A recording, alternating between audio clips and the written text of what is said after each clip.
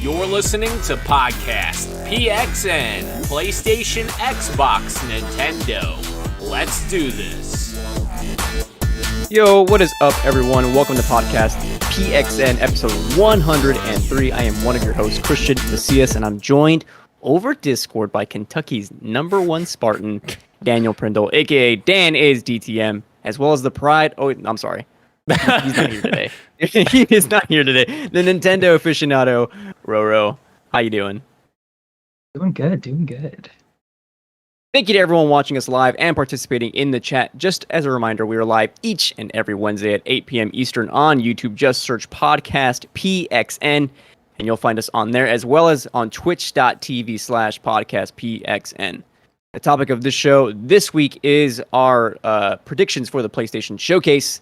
But first, the show always starts with the PXN news of the week, so let's go ahead and jump right in. Our first news story comes over from Eurogamer. The Game Boy and Game Boy Color titles are reportedly coming to Nintendo Switch Online. Guys, are there any... First of all, what do you think of this news? And two, are there any games that you would like to see available that are not Pokemon? I'm kidding. It can be Pokemon. Great question. That's literally the first thing that came to my mind was when you said Game Boy games was Pokemon Yellow, Red, and what's the other one? I always forget. Blue? Yeah. Okay. Yeah. Yeah. Those would be the only things that I would even be looking forward to. I think that was literally the only games that I played on my Game Boy when I had it back in the day, or at least the only ones that I can remember. I don't even remember any other Game Boy games. Like, they're literally escaping me right now. And maybe I'm crazy and my childhood was filled with just Pokemon on my Game Boy. But yeah, I can't think of anything else. No, dude, like, I can tell you tons of Game Boy Advance titles that I would want to see. Yeah. But like, as far as Game Boy Color, I immediately went to Pokemon Yellow, and then I was like, what else did I play on it? I can't remember. Yeah. But they're such good games. They're freaking iconic Pokemon games that, that was pretty much where the series got, their legs, so to speak. Yeah. What about you, Ro? Yeah, I think this is great news, and I hope it does come to light. I'm like you, Christian, where I saw this news, and I even tweeted it like, oh yeah, bring Game Boy Advance games, and there's like no news of that. I just got super excited of the potential of Game Boy Advance games coming, but they're talking about the previous Game Boy, so I was kind of disappointed by that. But yeah, Pokemon's the first thing that comes to mind for me as well that I would like to have. Even Pokemon Pinball would be cool. But yeah, besides that, I am Game Boy Advance games in my head. I could again list a bunch of Game Boy Advance games that I'd love to come to the Switch, but Game Boy, I got nothing. But I think this is a good step in the direction for that to possibly happen someday. But Sure. I think this is awesome.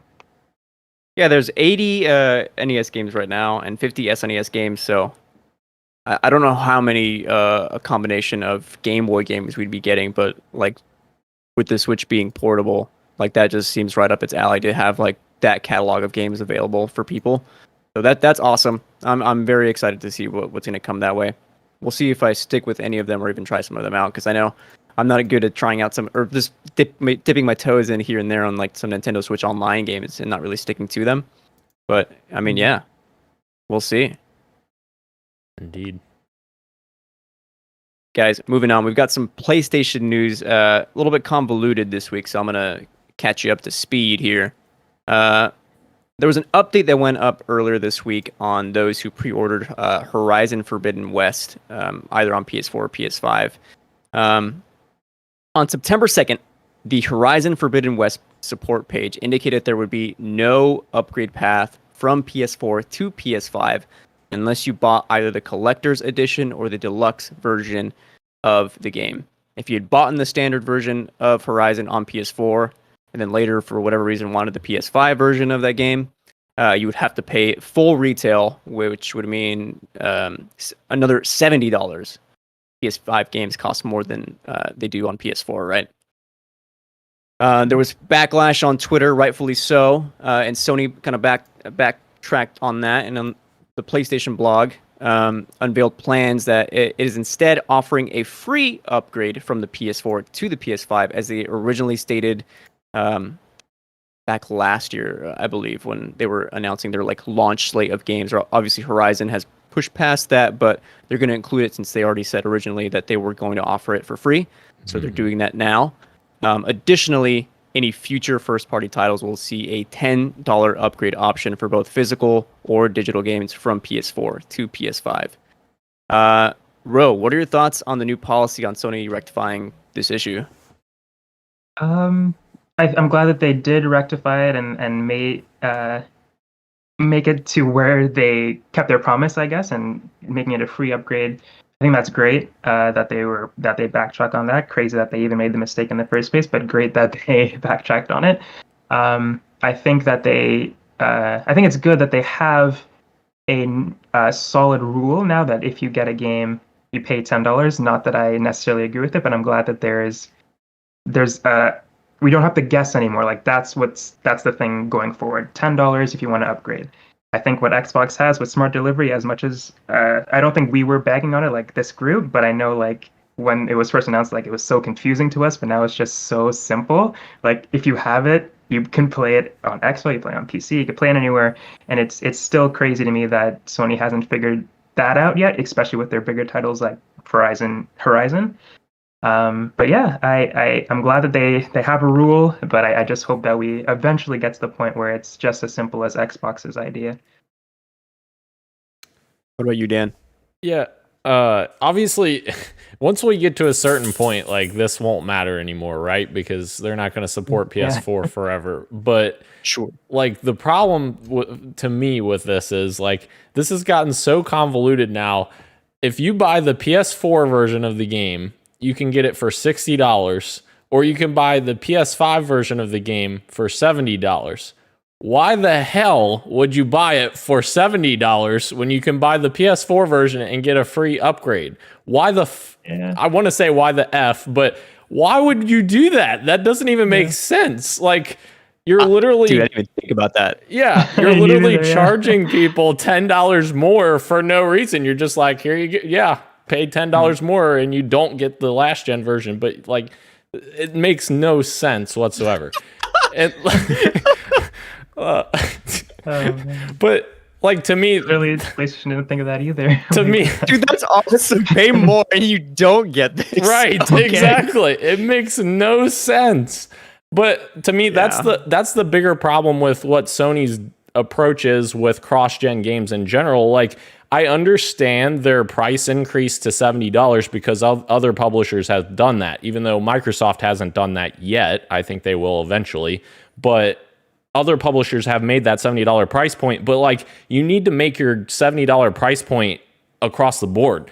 Like, it doesn't matter that it's a PS4 game. It's the same game. Like, PS4, PS5, whatever you're playing on, it is the same game. It may run better and look better on PS5, but does that mean that it should be $10 difference from the PS4 version? It's just very... Their whole messaging behind cross-gen games has been very confusing since the PS5 launch, in my opinion. Like Rose said, though, I'm very happy that there's finally some sense of consistency. Yeah. Because before this, it was mad confusing. Like, the mental gymnastics you would have to do, like, let's be real. Like, sure, you could figure it out, but you would have to look at a spreadsheet and kind of plan out the route of the upgrade path, which is kind of ridiculous when you consider, as you guys were both saying, like, it just works on Xbox. Like, why Sony hasn't figured this out is beyond me. But, I mean, they haven't figured out a lot of things, but... Like that's a separate discussion. I still can't get over the fact that we're paying more for a game when you don't get the last version of the game. Yes. I'm gonna have to think about that some more later. That's hilarious. That literally, like, that reminds me of stuff like, for instance, this is what we talked about when we were talking about the Avengers game getting less content for the same price. It's the same thing. Like, you're not getting Spider-Man on other platforms, PC, Xbox, but you're getting it on PlayStation for no additional charge. So, like, you're getting an extra piece of character in that game, and like characters are big in that game. So, like, this is the same thing. Like, you're paying more for less stuff, or like less additions of the game. Like, it doesn't make sense. You brought it up now, so I'm gonna bring up this story just because you mentioned it. This comes from IGN. Crystal Dynamics released a new roadmap for Avengers that confirms Spider-Man and its first raid are coming this year, 2021. Dan, so Yes. just straight up, quick clarification: is Spider-Man not timed exclusive? Is it just straight up console exclusive? As far as anyone knows, it is a straight up exclusive. It's not timed at all. It is 100% PlayStation exclusive. Okay, now I understand the outrage. Yeah. I did not get it for a while. I was like, oh, Xbox used to do the same thing for Call of Duty. Like, Right. it'll come to Xbox pretty soon. Yeah. Oh, it's only on PlayStation? Okay, now it's a cause for concern. I get it now. Yeah. Absolutely. And that's one thing that I didn't like about Destiny, where 1 year exclusivity, but I also understood it made sense marketing wise. Spider-Man is not that though. Like, it's not timed, so it kind of, it does suck. Yeah, I mean, that's a big character too. Like, Spider-Man is beloved by so many people. There was a new movie trailer for Spider-Man that is now the biggest trailer debut ever. Yeah. So, like, of course people want to play as him in a video game. That said, does anyone play Avengers here? Ro, have you dabbled in Avengers at all? Yeah, I played the Black Panther DLC War for Wakanda when it released, and I enjoyed it. It was really good. I thought it was a good addition to the game. I think they added some really good improvements in that patch. But just like Dan was saying, it's totally unfair to the Xbox players and the PC players as well, that they just don't get this character. And when you look at that roadmap, sure, it looks like it's filled with a lot of stuff, but when you remove the stuff that's exclusive and when you remove the stuff that technically isn't new, there's not a lot on there, actually. There's just there's the raid, and I'm speaking for people who don't get Spider-Man. There's the raid, and then there's like a one new event, I think. And the rest are like improvements and returning events that existed before. There's not a lot for people who don't get Spider-Man. So I think that's really something that they need to look into and hopefully fix.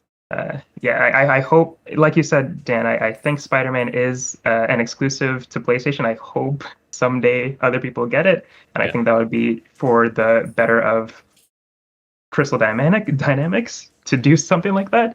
But yeah. Well, and the other problem with that also, with that being exclusive, is like, I feel like that's holding back from them opening up crossplay as well, which that game, of any game that needs crossplay, that game's probably a game that needs it because the population's not very high. So it's interesting. You guys remember when people were mad at PlayStation players on Destiny for having Hawkman? Oh, I remember. Yeah. I do. Well, and that was, I guess, not to go on a Destiny thing, but that was my biggest. Let's go to Destiny. Let's go. Yeah, because that was my biggest frustration with Destiny. I loved Destiny in the Destiny 1 days and even the early Destiny 2 days, and still love it now, but I just don't play it. That was my frustration, was you're getting this PlayStation exclusive content a year after it came out on PlayStation, but when it came out that year later, it was irrelevant. The content literally didn't match up because Bungie increased the light level and did not increase the subsequent light level of those weapons that were PlayStation exclusive. So you're getting weapons and content that literally doesn't help you. I think we can agree that deals like this that literally gatekeep players on different consoles just kind of suck in general at this point. Like, let's leave that behind in the PS3 era. Agreed. Moving on, we've got another story I'm pulling from Eurogamer. Sega is reportedly investigating issues for a potential patch after Sonic Colors Ultimate players report numerous bugs and glitches. Guys, have you seen any of these videos that people have been posting on Twitter? I have not. I have, yeah. It Dan, I definitely recommend you look up some Sonic Colors Ultimate videos because it is insane how broken this game is. It What? goes from being like psychedelic trippy to like you can't play the level at all because you're falling through stages and there's like the audio is just screaming at you. You can't Yeah. see anything.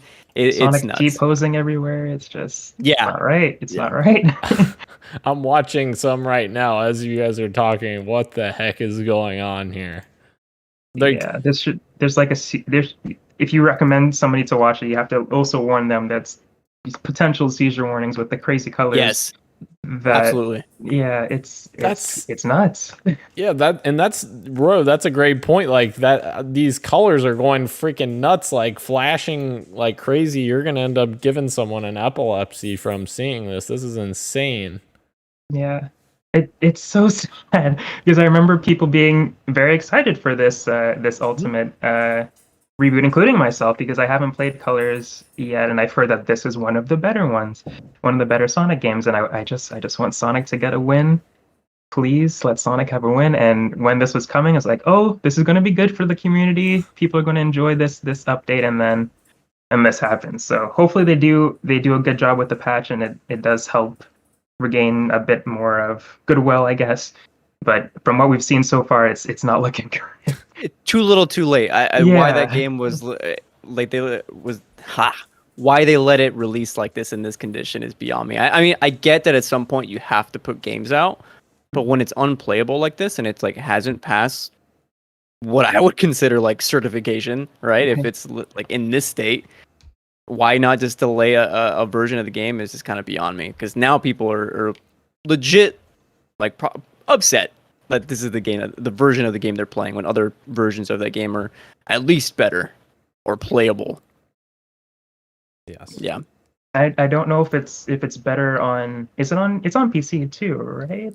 Yeah. I think the general consensus is don't play it on Switch if you are going to play it. But yeah, I don't know if it's better on PC. I think it is, but still, it shouldn't be bad on Switch. From what I've seen on Twitter is that other platforms, like there's still like minor glitches, but it isn't anything game breaking as like the Switch version. So Right. Sega, please do better. Please. Oops, I threw in a separate or the same thing twice, so let's ignore that for now. Moving on. We've got some sad news. This happened just a few days ago. Actor Michael K. Williams has died at the age of 54. Gamers may recognize him as the man behind Battlefield 4 and 2042's recent live action. I think it was CG or live action. I couldn't quite tell. He played Irish in the series, and so legendary actor and man. I'm gonna miss him. Like he was awesome. Very sad to See him. Yeah, definitely a sad story for sure. I as you guys know, I haven't played Battlefield and really been into the community until this new one that's coming up. But I definitely saw that Battlefield 4 cinematic as well with him in it. And yeah, he was a great actor. I've seen a lot of the movies that he's acted in, and yeah, it is definitely sad to see him go. The craziest thing from him, like in Battlefield 4, was how much he showed his emotion, which I love that. Like, you have certain actors that like cash in their performances. He definitely did not do that at all, and yeah, it's awful. Definitely, he will be missed immensely. A lot of great stuff that he did. I think in the article that you, oh sorry, go ahead. No, please. No, I was going to say in the article that you shared, I think I read that he was invited to be on Gamertag Radio, and he was just like all for it. Just like I think what's his name, Danny, was like, yeah, he just loved video games, man. He just liked being a part of it. So again, like you both said, it's sad to see a legend leave. Yeah. Yeah, and to Dan's point, one of the reasons why Battlefield 4, the campaign I liked so much was because of by Michael K. Williams' performance. I don't know if they had any other cinematics planned for the 2042 campaign or leading up to it, I guess, because I know they had the one. I don't know if they were doing any more. But if they do, like, I would love to see if Williams is still in any of the other material. Otherwise, yeah, rest in peace to a legend for sure. Moving on, we got some other news. This comes from Tripwire Interactive on a post on Twitter. The previous CEO of Tripwire Interactive has stepped down after facing backlash for supporting Texas law that bans abortion. This was huge that day when I didn't even write his name down, and probably that's for the better. I'd probably say when he tweeted out his position on this, people in droves from the industry came out and was like, "Hey, dude, like this is not okay. This is like pretty much like unethical what you're supporting here." And I don't want to put my foot in my mouth here and be like everyone should believe this one thing, but I think consensus generally is that what they passed in Texas is leaning towards unethical. And so if it doesn't fall in line with what Tripwire believes as a company, then having the CEO step down is I think the right move. Yeah, I don't know. I just feel I agree everything you're saying, Christian, and I do think it was the right move. And again, like you're saying, if you don't agree, then that's fine. But I think the point that I'm trying to make is that if you don't agree, you don't have to share these opinions. If like, I don't know why not everyone, but certain people have the need to just share these like stupid ideas and expect nothing to happen. Like, I don't know. I don't know. Yeah, I agree. The stuff that's happening, the law that was passed in Texas is crazy to me. I don't understand how someone could be on the other side of that. But again, everyone's entitled to their own opinion. It's just, if you're sharing it, then expect the consequences from sharing the opinion. So yeah, you don't have to. Not everything needs to be shared. If you just keep it to yourself sometimes. So let's keep Twitter to our Marvel takes. Yeah. Yes, please. Tripwire. I don't even know who Tripwire Interactive is, by the way. Like, I don't even know what they've developed in the past. But yeah, this is interesting.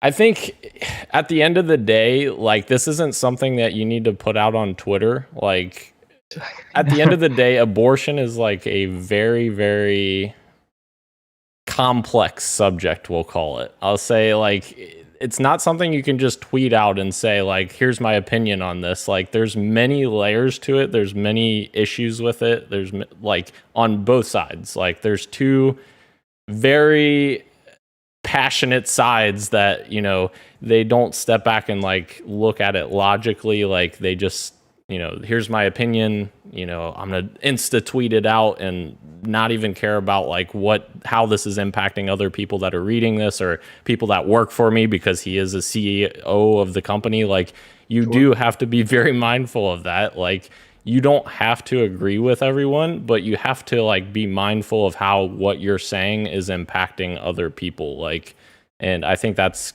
in my opinion, that's the biggest takeaway from this is like, you just have to be mindful of what you're saying, like, because that impacts other people. Like, what you guys are saying is absolutely true, and like, there's so many ethical issues and so many problems with this that you just have to be mindful of it.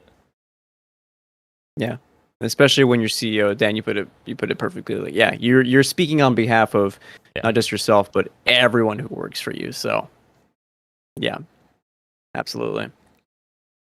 Moving on, we've got some cool news, I think. Alan Wake Remastered is confirmed and launching later this fall on PC, PS4, PS5, Xbox One, Xbox Series X, and S. Guys, have you played the Alan Wake series at all? And my next question is, should I play it? Yes, and yes. I enjoyed it a lot.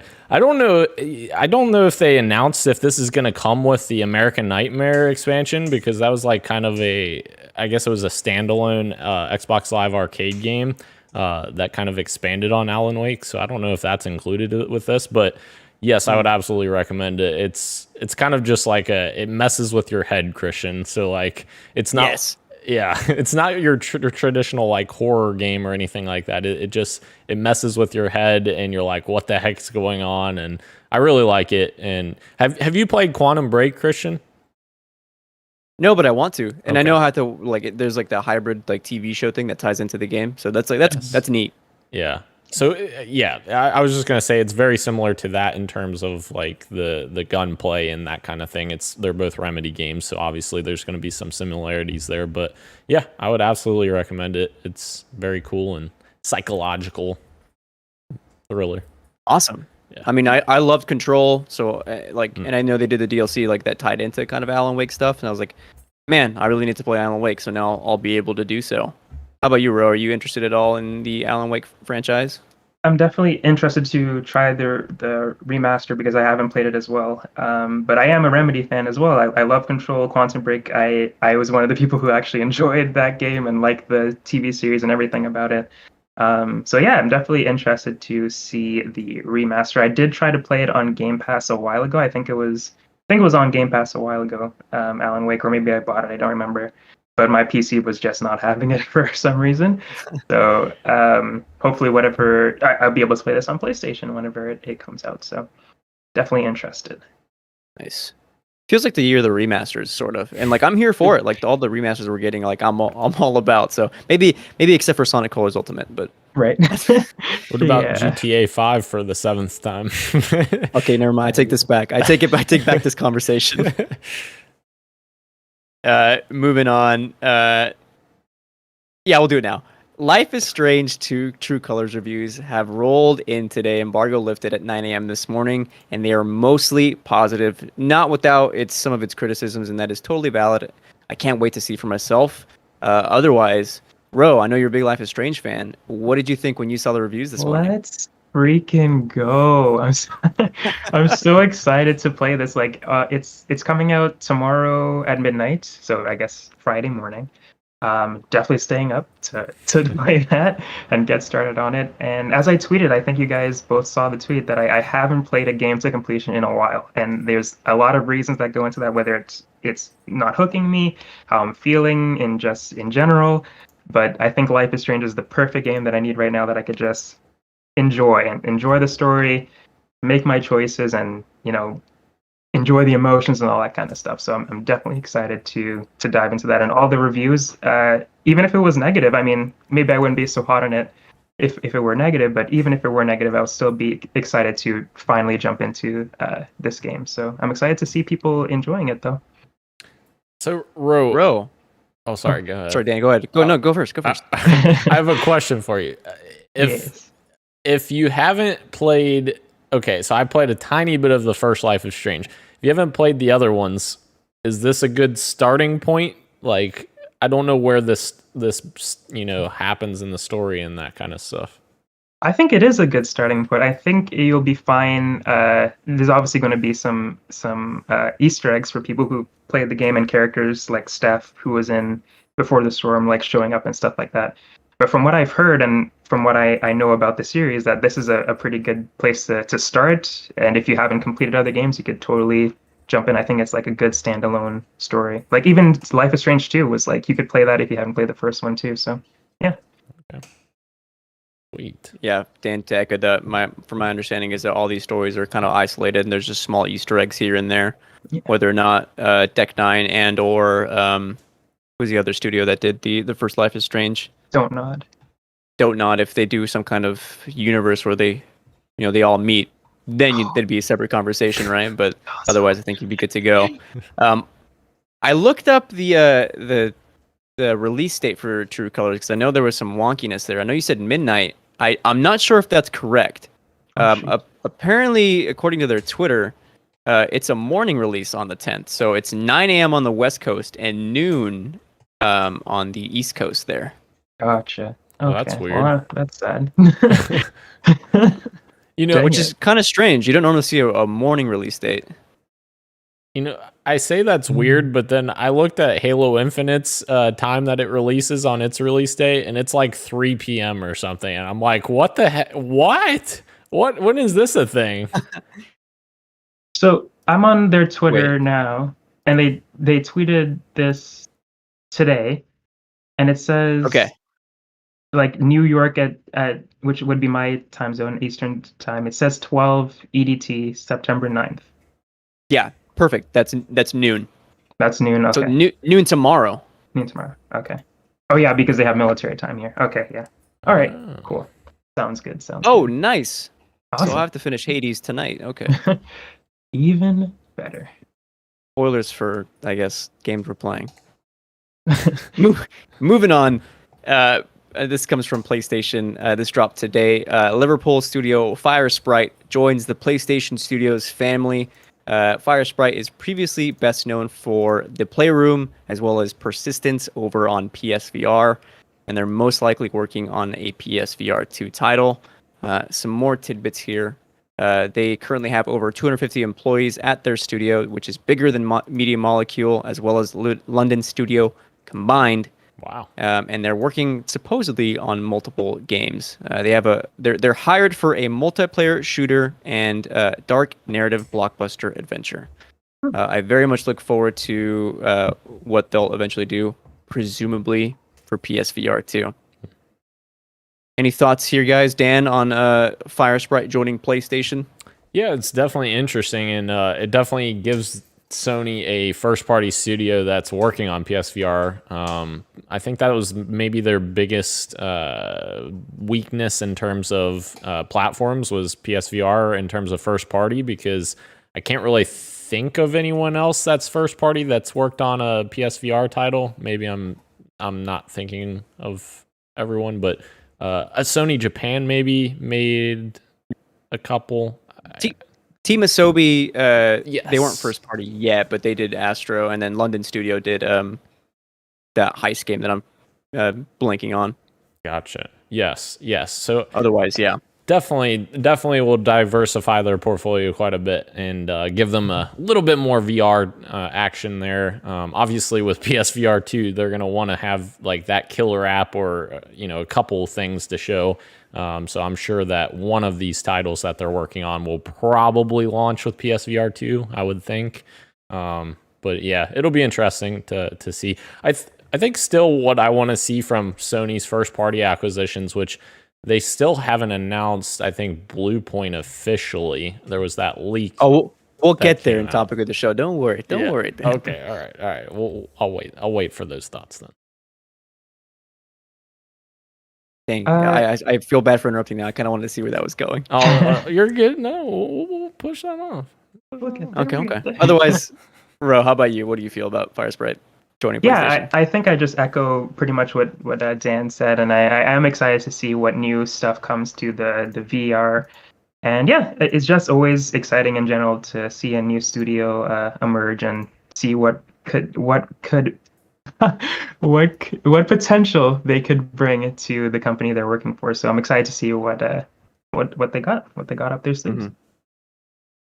Yeah, I have to echo Dan. Like, by far, it seemed like PSVR titles, like, they were there, but if you weren't totally invested in that ecosystem, like, those titles just kind of flew by. And I agree. Like, they need like killer apps for PSVR 2, and so far from what I'm seeing, they're kind of setting themselves up to be like, listen, we're actually invested in this platform, and we see it as something that's viable. So I hope to see some really cool games come to that platform, but we'll have to wait and see. Hopefully it's cool. It's cool. Moving on to some Microsoft news. Dan, I saw you added this today. Microsoft is adding DLI to existing Xbox One and Elite Series 2 controllers. Tell me more about this. Yes, I thought this was cool because this is actually a technology that they have in the Series S and X controllers. Of course, the dog starts squeaking when I start talking about this. But yeah, it's apparently going to enable this firmware update for the old Xbox One controllers that, all the way back to the launch Xbox One controllers, that gives you quicker input latency to your console. So this is only if you have a Series S or X. So if your Xbox One controller is still connected to your Xbox One, this isn't going to affect anything. But if you have a Xbox One controller connected to a Series X or S, it will increase the or decrease the latency between the console and the controller, which doesn't sound like it's that much, But I will tell you, I went back and played my Xbox One X in my bedroom one day because I didn't feel like getting out into my living room. I was like, oh, I'm just going to lay around in bed today.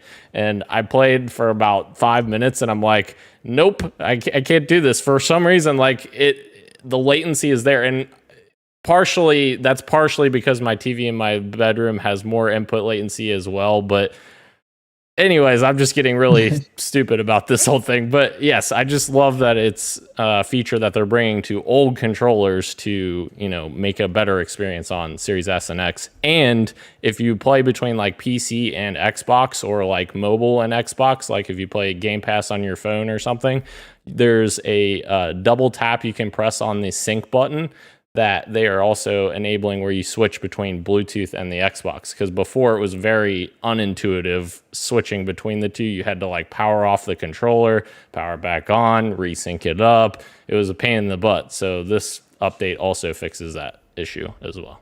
So, yeah. Damn, that's awesome. I actually was just thinking the other day about how cool the Xbox controller is. Like, I mean, the Duke was big, but I was also like smaller at the time. I was a kid. But like now holding I don't even know what controller this is, but I bought thinking this Series X controller. I'm not sure if it actually is or not, but like does it have comfy. a share button? I love it. It does. It is a Series X controller. There we go. Yes. Very nice. I like it. What is this? That is Xbox One, I guess. That's Xbox One controller. Xbox One controller, Yes, yes. sir. Yeah, they're nice. I like it. I guess the next step for me is to probably get an Elite controller, but that's a bit too out of my price range, I think, for just me playing PC games. You know what? I have the perfect one for you to get, Christian. The Halo Infinite Xbox Series X controller. It's too much money. Super affordable. Yeah. It's only $200, You just have to take out a loan to buy it, It took me like years to finally get the Pro controller. I don't know if I'll strap in for the Elite quite yet, even though that I won't lie, that Elite controller is pretty sexy. I will admit. Yes, it is nice. It is nice. Bro, any thoughts on DLI before we move on? No. I just think it's really cool. Like you said, I think it's awesome that they're doing this. Xbox making awesome moves all the time, consumer friendly stuff. So I love to see it. I love to see it. Big same. In that case, we're at the final story of the day. BioWare is reportedly considering a switch back to Unreal for the next Mass Effect. I totally missed this as well. Dan, can you tell me more about this? Yeah, I mean, it's pretty much in the title. So, sure. BioWare obviously switched to Frostbite engine, which is DICE's specific engine they use for Battlefield. For whatever reason, EA at the start or in the middle of last generation told all of their developers, you all have to use Frostbite. Stupidest decision I've ever seen in my entire life, because DICE obviously understands the Frostbite engine and knows it from ground up because they built it. Like, that's their engine. Yes. Like, why would you force upon an engine to teams that have never worked on it before? And that was the problem we were seeing with the sports games, which they used a completely different engine before, but now they use Frostbite. You saw it with Mass Effect, with the weird animations we got with Mass Effect Andromeda, and like the weird facial stuff, and like everything was just really weird. Like, it just didn't seem right. And so, yeah, this is, in my opinion, this is a very good decision for BioWare to go back to Unreal Engine, because it's literally what they know. And Unreal Engine is the most popular engine out there besides maybe like Unity or something like that. And there's tons of developers that utilize it. There's tons of resources for developers. There's tons of developers that know how to use that engine that you hire in to your studio to work on it. So, yeah, it makes much more sense for them to do this, absolutely. I think that's only going to lead to, I think, probably better games, I think, which is like the bottom line for why we want to see teams using this, but also just developers probably happier that they're able to use software that they're more comfortable with. And like, you're right, like Unreal is definitely one of the most ubiquitous softwares that like developers use. So yeah, this switch can only mean good news for incoming games over at BioWare for sure. How about you, Ro? Any thoughts? Yeah, I'm glad that they're doing this. And that they are allowed to do this. That they're allowed to be making the switch and just make Mass Effect in a more comfortable environment for the developers, as you said. Obviously, this may mean that this Mass Effect is even further out now, but at the end of the day, that's good for us because it means it's going to be a better product when it does release. And I think Mass Effect, more than any of the Bioware franchises, needs as much time as it can get. So when it comes out, it gets some praise because that's a franchise that's kind of middling right now, as as hyped as it used to be. But yeah.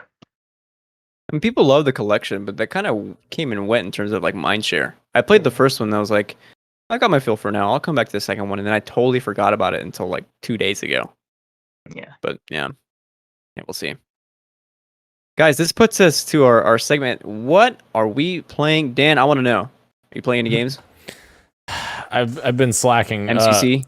I've been slacking very much. I have been playing the MCC Insider, which is the flight for Season 8. It's the early testing they're doing for Season 8. They haven't announced the release date yet, but that is super fun. We get a new map for Halo 3 yet again. This is the third brand new Halo 3 map that we're getting that didn't release in 2007, which just blows my mind that we get that. But it's a remake of a Halo 2 map called Turf, which is a beloved map from Halo 2. Super fun to play. Absolutely love it. It's like a ice box, arena. It's like chilly environments and icicles and such. So very, very much loving that. And lots of other good stuff coming to the next season of Master Chief Collection, which is quite possibly the most underrated game ever right now. So Okay. Ever right now. yes, ever right now. Yeah, Man, I know that's a stupid comment, but like nobody talks about how much awesome stuff they're doing with that game. I don't know. It is impressive. Like they do cater to their audience like really well, from my understanding and from what you talk about it. So I do love to see that. Yeah. I'm also really lame, and when I heard chilly environment, I went straight to the Mario Odyssey level where you're cooking. Like that's like everything's food related. So I'm lame. Ro, how about you? What are you playing this week? Oh man, I know last week I said, hey, I play a lot more games. I'll tell you guys about Craftopia and all that stuff, and I didn't do any of that, and I'm sorry. I apologize. Life has been crazy, and as I mentioned about Life is Strange earlier, games have just not been, the thing that I am going to right now to like get out of my funk. I've been drawing a lot more instead of gaming, and that's just how it's been. So I've been playing Destiny, of course. That you can never get me off of that. I'm enjoying the season, and I hate Mara Sov. She's a character that I loved, but I realized the only reason I liked her was because she was pretty, and she's actually a horrible person. She's terrible, and she doesn't deserve all the love that she's getting, the way that she's treating her once brother, and yeah. Mara Sov, no. Oh, that's that queen. The queen, yes, absolutely. Oh, man, she was pretty. I remember. Yeah, absolutely. Absolutely. But the way she's acting this season is like royalty does, I guess. Maybe I just don't like royalty. But yeah, I'm loving the season so far. I'm enjoying the dialogue and stuff like that. And the seasonal activity is really cool, and I like the space that they've developed for it. And I'm just excited to tell you more about Destiny next week, but I'm more excited to tell you guys about Life is Strange, and that's a promise. I will play Life is Strange no matter what, and I will tell you guys about it next week, definitely. So there'll be something besides Destiny on the menu next week, for sure. Perfect. Much like Ro, last week I said, like, yeah, I'm either going to play Lake or Road 96. Gosh, Road 96. And I let chat decide. I was like, yeah, go play Lake. And I was like, sweet, I'm gonna buy it and download it tonight. And then I didn't do that. And instead, I waited 2 days to download Hades on Game Pass. So I don't know. I was feeling Hades. And you know what? I would agree with you up until last night. The game did something that was like so freaking cheap, in my opinion. I don't want to say what, but it was incredibly frustrating. And like for sure, I'll probably go back to it because the gameplay is so good. The dialogue is amazing. There's a reason why it was nominated for Game of the Year, right? But that said, honestly, I'll probably beat it the one time. I will not go back and beat it 9 more times to get the true ending. Like once is enough for me. I've put in so many hours to this freaking game. I'm ready to be over and done with it. But I want to yeah, hear we'll what see. the cheap thing was later, if you don't mind. Yeah, I mean, do you want to know now? I mean, that game's been out for a while. Sure, yeah. Do you guys You know care? what's fun. No, I don't go for care. it. I beat it, yeah. You beat it? I beat it once too, so I haven't. Yeah. Oh, okay, dude. Yeah. How? Because I finally managed to. Oh my god, dude! It was such a long run. I got Yep. Hades down to like that sliver of health, and he's like, "All right, you got me." And it's like, okay, I guess the Yeah. game is gonna end here, and I'll And have to then fight him a bunch of Gets times. back up. And he gets back up with full Yep. health, and that like you go for phase 2, and it's like, dude, it was so much work just to get you down to this amount of health. Yep. I got to do it again.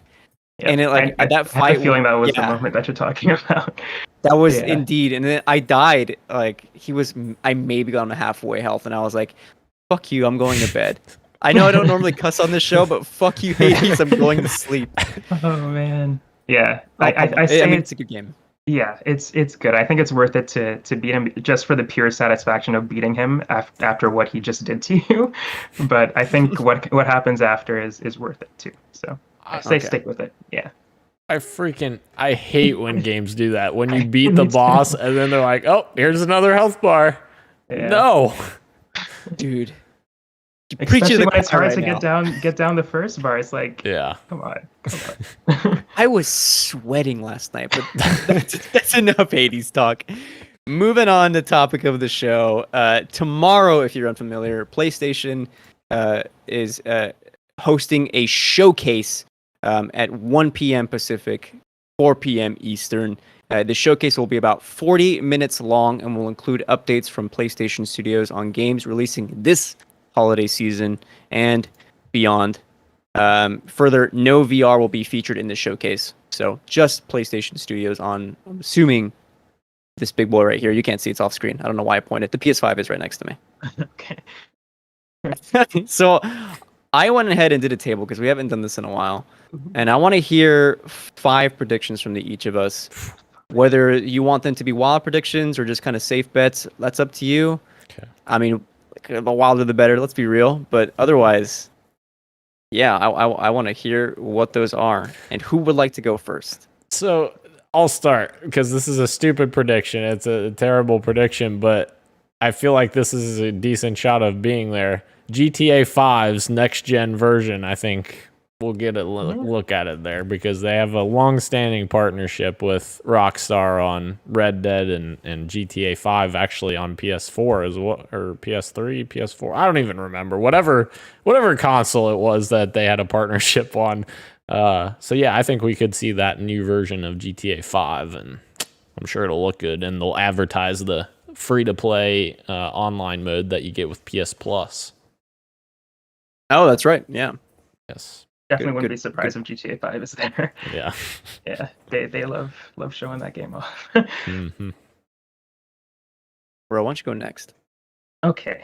You're not going to put us on the Yeah. spot here, by the way, so I'm going to apologize.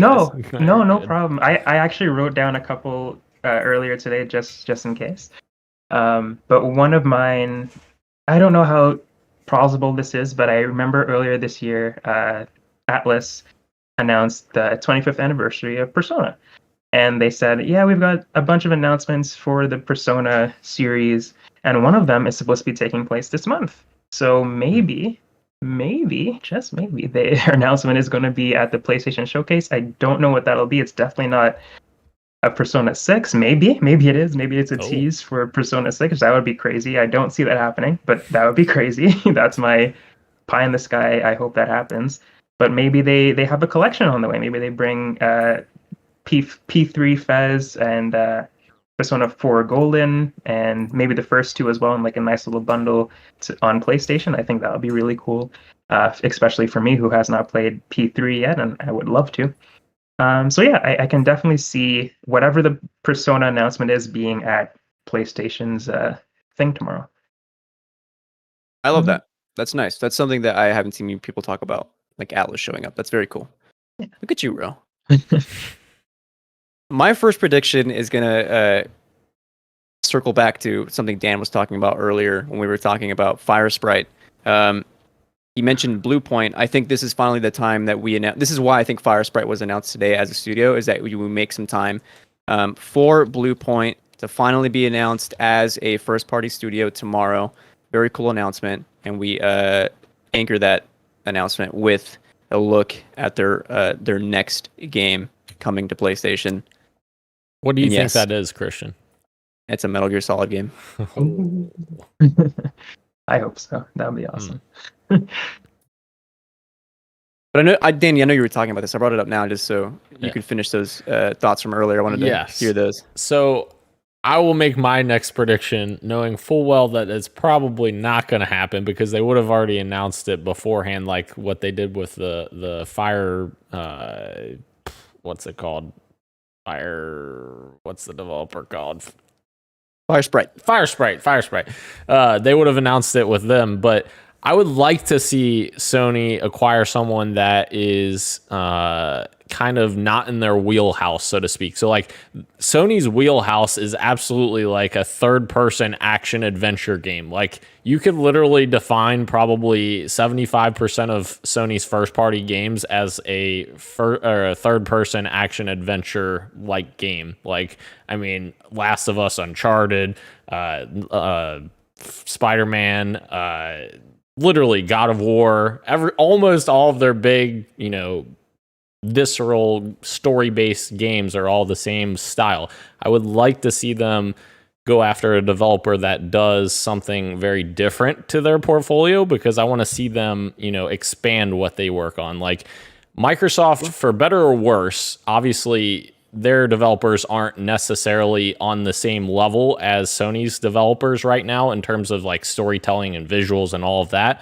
But like Microsoft's diversity in their portfolio is insane. Like you have a flight simulator, you have like a RTS with Halo Wars or Age of Empires, you have FPSs like Halo, you've got a third-person shooter with Gears. Like there's so many different like diverse diverse genres that they kind of run the gambit of in the entire industry, which I like. So I want to see more of that diversity coming from PlayStation as well. I agree. A lot of it seems like there's a bell curve of PlayStation games, and that bell curve is mostly third person action adventure, and there's the games obviously on the outliers like your Gran Turismos, your Kinas, which will we see tomorrow? We'll see. But I would love to see some diversity in the portfolio for sure.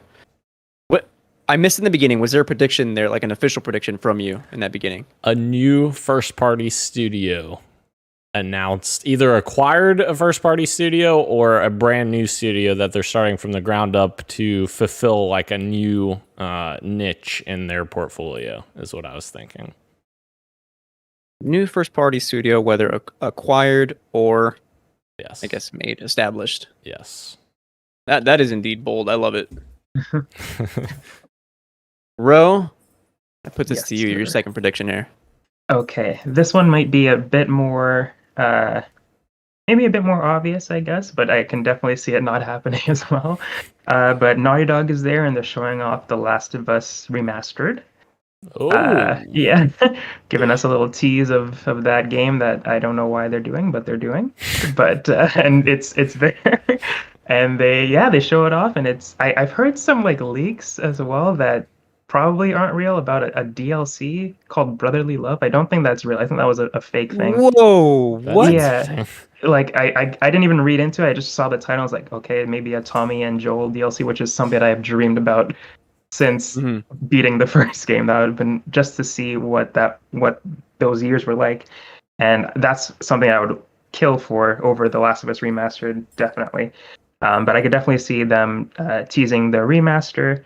And wait, sorry, the remaster or the remake, like the official, like. Oh, the official Naughty Dog remake thing that we talked about a while ago. I'll do both remakes, okay. Remaster, whatever it is. All right, yeah, I can see them doing that, and I don't want to take someone else's prediction because that's my prediction for the Naughty Dog. So wait, Tommy is his brother that dies at the start of The Last of Us, right? No. Whoa, what? What Game did you play? Am I confused? Yes. Yes. Okay, I'm confused. Tommy's alive. He's still good. He's still kicking. Okay, I'm dumb. Yeah. I guess. Tommy is the one underneath the green Spartan gear that you play. Yes. Yeah. He's Master Chief. I've apparently forgotten The Last of Us completely. Oh, this is terrible. I apologize. Ro, just a quick clarifying question. Not clarifying. I want to just throw something at you here, just because we're spitballing. Gotcha. Yes. When this, I guess, when and or if this remake/remaster is announced tomorrow, do we also get news or word on Tilu 2 finally coming to PlayStation 5?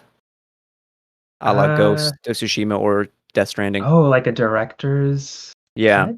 Just Oh a my just gosh. a version of that game on PS5. Yeah. Yeah, I can if they announce the Last of Us Remastered, I think they could couple it with a PS5 version of the Last of Us 2. I could definitely see that happening. I don't know. That's a good question. Now that I think about it, I'm not. I think I my wanna see what predictions. This guy's googling. Yeah, I think I'm just gonna stick with the Last of Us Remastered. Guess now, no, the Last of Us 2. Oh no, sure. This was PS5. just us Oh, talking. okay. That's not your official. Yeah. Yeah, I'm not writing that down. Yeah. Then no, I don't think so. Yeah. Yeah.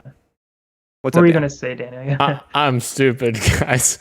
I somehow put it in my brain, combined his daughter and Tommy, and I'm like, as one person. yeah, yep. I'm sorry. okay. I apologize to everyone. I Came love out The all Last of Us. years ago. Yes. Yeah, it's okay. Clearly, Dan. Clearly, yeah. I still haven't played the sequel. I still haven't played Last of Us 2. What am I doing? Wait for a PS5 version. That's fine. You're okay. Here's the my thing. next- I already own it, Christian. I already own it. I just haven't No. played. Well, then you can pay $10 to get the upgrade. Yeah. Maybe. My second prediction is that good news, everyone. Don't worry. Bloodborne PS5 is finally happening. 60 frames per second, Wow. Whoa, upscaled to 4K. Enjoy it. people will be so happy. Yes. Yeah, including me. Um, Dan. I'm going to go with a no-brainer one, even though, I mean, I'm going to throw a little wrench in it. But I think we'll get God of War's official title, because that still isn't confirmed Ragnarok. And I don't think it's going to be called Ragnarok based on what they've been saying. Because I'm with you. Yeah, they kind of correct people when people call it Ragnarok. They're like, no, we haven't named it. So I don't think it'll be called that, but who knows? But I also think they'll announce a release window of fall 2021.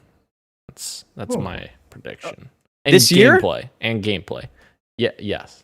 Or no, I'm sorry. 2021. No, sorry. Fall 2022. Sorry. I confused here I am. I'm confusing everything today. Fall 2022. Okay, and then- sorry. And you said gameplay is shown as well? Yes, gameplay as well. Yes. Yeah, That's cool. Yeah, I was listening to PS I Love You, and they were talking about their predictions as well. And they talked about the God of War thing, and it is true that like the first time they showed that off, they showed off a lot of gameplay, and it was like 10 minutes worth of gameplay, and that was years before, like not years, but like 2 years, I guess, before the game actually came out. So I could definitely see what Daniel's putting down. Definitely could happen. Yeah, I was with Dan up until he said gameplay. Otherwise, it's like I mean, I'll know. Let's be real. yeah. We'll see. Well, wait a minute. Do you count? Okay. Do you count like the in-engine stuff? Like, I think God of War, the first one, was originally shown off. I don't think they showed like live someone playing, but like they showed like It was Cory Barlog playing live. Oh, it was. Oh, well then maybe. Yeah. I think it will be that. I think it will be a similar thing to that. You're nuts. I love it. Yeah. Ro, how about you? Third prediction. Third prediction. This one's crazy, but I would love it so bad. But Spider-Man 2 is teased. Oh. Insomniac's there. They work quick, guys. The Ratchet and Clank, Miles Morales, just like spitting out these things left and right. They could do it if they wanted to. Spider-Man 2 was announced. They show off a little symbiote action going on. Like they tease that a little bit more. Potentially Norman Osborn is in the teaser trailer as well. Green Goblin. Yeah. very excited. I just want that game so bad, and I could definitely see them giving us a little teaser to close out the show. That's their closer. Yes. If Spider-Man 2 is showing up at this event, like Insomniac is literally like They're god tier nuts. developer at this point. Yeah. Yeah. Because I don't know if you guys heard, there's like rumors that supposedly a Resistance collection might Oh, be yeah. happening. Supposedly, That's- but I feel like that's more speculation of fans just getting hyped than an actual rumor with any Yeah. like base They're- behind it. But They're always teasing it on their Twitter, like or celebrating it, I should say, on their Twitter, like the anniversary and like, oh, Resistance 3 disc, look at that. And so I could definitely Yeah. see why people are thinking that. But yeah, that would be cool too. okay, my next one is a smaller one here. I think Returnal is back for some DLC and just some a preview at the next big update that's coming for the game. Small one, small boy. Okay. I'm gonna piggyback off of Rose's prediction, and I'm gonna say that Insomniac announces an expansion to Miles Morales instead, which will kind of hold people over until that inevitable Spider-Man 2 announcement that comes later. I think it's too soon for Spider-Man 2, but who knows? It is Insomniac, so we could see that. But I think a Miles Morales expansion would be equally as awesome, and people will be down for that. So, and coming soon too, like this fall maybe. Yeah, that'd be awesome. I would love that just as much. Yeah, that would be Yeah. great. I'm getting excited just as we're talking. Like sometimes I'm too excited to type. I have to like rate myself. Okay. Ro, how about man. yourself? Fourth prediction. My fourth prediction. I'm trying to see what I should say next. Why not? Another Atlas prediction. There's a game called Project Refantasy that they talked about. Like, I can't even tell you how long ago this was. It was a very, very long time ago. But they have recently announced that progress has been made, which is always good. On their game, again, Project Refantasy is the name, and it's like it's an RPG by the Persona team, and I think they're gonna show it off. Maybe Atlas is there. If they're not showing off Persona, they're showing off Project Refantasy. A lot of these games, even the Persona one, maybe is better for TGS. Both of those announcements, I could definitely see Atlas making those kind of announcements there. But I know they're pretty close to Sony as well. So yeah, Project Refantasy is unveiled at the showcase. I love it. And I just for clarification, I would, no matter what the game is called, I would probably give you that. Like if that did happen, Right. I would give you Yeah, the point. it's probably not going to be yeah. called Refantasy. Yeah. Thank you though. You guys took a few of mine, so now I'm like kind of struggling here. I don't have any more bigger ones. They're kind of Which smaller ones did we take? I'm curious. God of War stuff, Okay. Tlu stuff. I mean, we didn't even talk about the multiplayer, like if factions are Yeah. going to show up. That's why that was part of my thing, but that's what I said. Like I didn't want to take anybody, so I didn't say factions. I just went with like remastered. But that was one of mine too. You know what? I'm gonna do a bold one, and then I'll save my smaller ones just as our little extras, just to close out conversations. The ones that I won't count for points. Okay. For spoken gameplay is showing off, Oh yes. right? That was on my list too. I want to say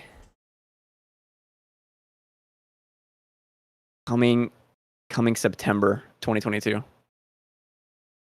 Good. Yeah. Wow. I could see that. Oh man. That game looks so cool. I can't wait to see more of that. Absolutely, dude.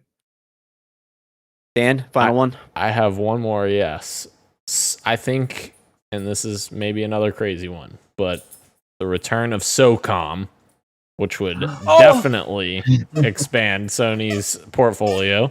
And there are rumors that Guerrilla Games has a second team working on it. So, I mean, that would be a good developer, Dude. Bring back SOCOM. Rainbow Six has kind of went away from the whole tactical shooter aspect. So bring in SOCOM.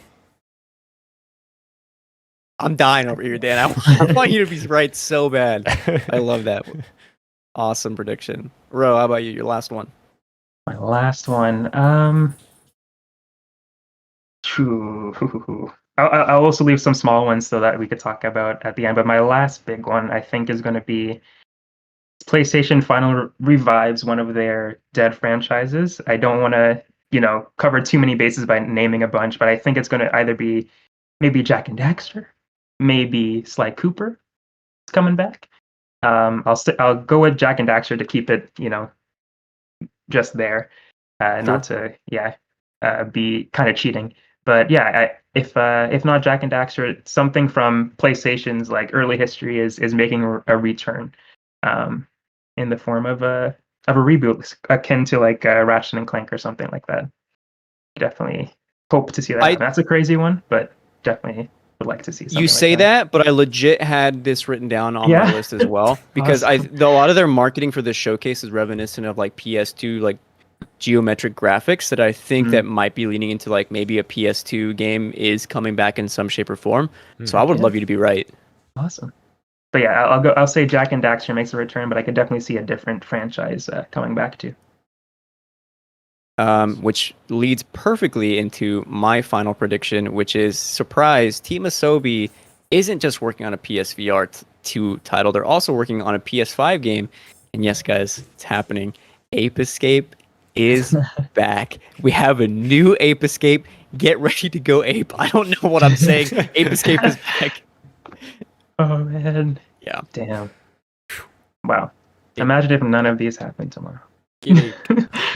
Why would you say that? It was. I'm sorry. Wait. I know how these all happen tomorrow. PlayStation All-Stars Battle Royale 2. Oh man. Here we go. I forgot to say this. I had that written down. Yeah, dude. Oh my god.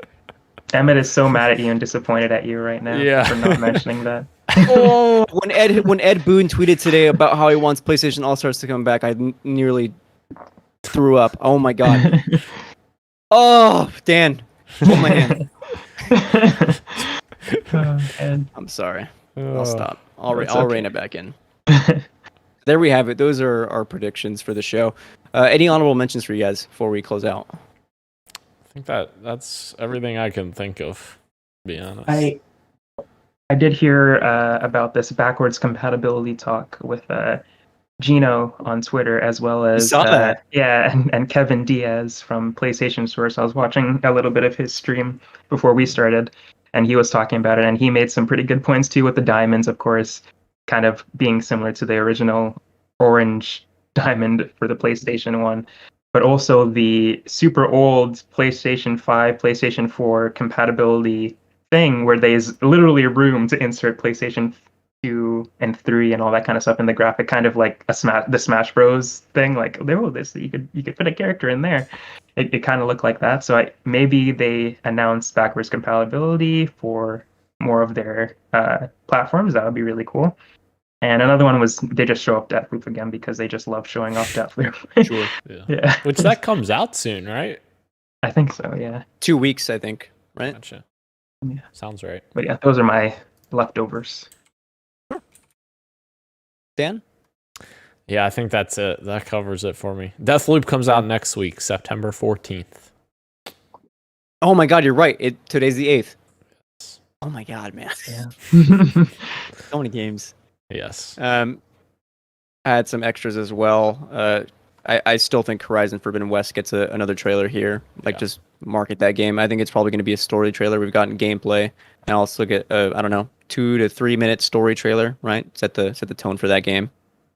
I think it's time we finally get a Gran Turismo release date. That game got pushed back, so give that game a date. And then I think my last one is that there's might be a chance of a Final Fantasy 16 trailer, another one. That's another look at that game. And then we just got the news of Final Fantasy coming to PlayStation Now. Be able to market PlayStation Now during the show, and then be like, speaking of Final Fantasy, here's another look at Final Fantasy 16. Who knows? Yeah. Before we close out the show, do we want to talk about the one supposed leak on tomorrow's showcase, or would you rather just not know about this? Oh. Ooh. Sure. Yeah, I don't mind either. Okay. So supposedly, I think I don't know how they found out, and I didn't look at it because I was kind of bummed that I saw it because I would have loved to see this as a surprise. So fair warning if for anyone listening, if you don't want to know what's on the show tomorrow, just turn it off, I guess. Or maybe you already saw the show and like you're like, get on with it, Christian. Fine, I will.